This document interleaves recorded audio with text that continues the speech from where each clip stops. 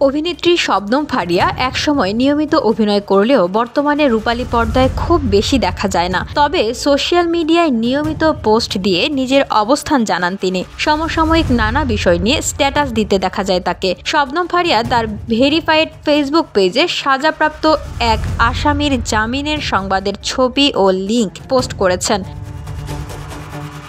পোস্টের ক্যাপশনে ফারিয়া লেখেন, ধর্ষককে যারা জামিন দিয়েছে কিংবা এই প্রসেসের সঙ্গে যারা জড়িত তাদেরও শাস্তির আওতায় আনা জরুরি। দেশের বর্তমান আইন শৃঙ্খলা পরিস্থিতি নিয়ে উদ্বেগ প্রকাশ করে ফারিয়া বলেন, দেশের আইন শৃঙ্খলার অবস্থা খারাপ। তার মধ্যে যদি এমন সব ঘটনা ঘটে তাহলে এর চেয়ে খারাপ দৃষ্টান্ত আর কিছুই হতে পারে না। ফারিয়ার শেয়ারকৃত ওই পোস্টে দাবি করা হয়েছে ৮ বছর আগে সাজাপ্রাপ্ত আসামিকে জামিন দেওয়া হয়েছে। মালয়েশিয়ান প্রযুক্তিতে তৈরি অত্যাধুনিক cleaning machine modern vacuum cleaner যে কোনো ধরনের ধুলো ময়লাকে পরিষ্কার করে ঘরকে করে তুলুন চকচকে ও আকর্ষণীয়। Modem, brand of luxury.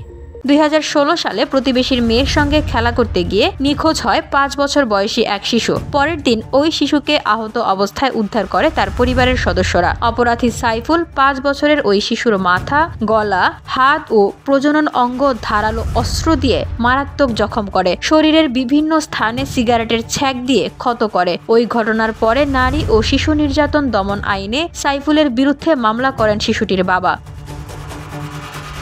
অভিযোগের পরই প্রতিবেশীকে গ্রেপ্তার করে পুলিশ। অপরাধ প্রমাণিত হয় সাইফুলকে যাবজ্জীবন কারাদণ্ড দেন আদালত। ঘটনার ৮ বছর পর ১৯ ফেব্রুয়ারি দিনাজপুর জেলা কারাগার থেকে দীর্ঘদিন হাজতবাসের কারণ দেখিয়ে জামিনে মুক্তি পেয়েছেন অপরাধী সাইফুল ইসলাম। সাজাপ্রাপ্ত আসামি কারাগার থেকে মুক্তি পাওয়ায় হতাশা প্রকাশ করেছেন ভুক্তভোগীর বাবা। শবনম ফারিয়াকে সর্বশেষ দেখা গেছে মোবারকনামা ওয়েব সিরিজে। এতে তিনি মোশাররফ করিমের বিপরীতে অভিনয় করেন। পর্দায় দুজনের কাজ বেশ প্রশংসিত হয়েছে।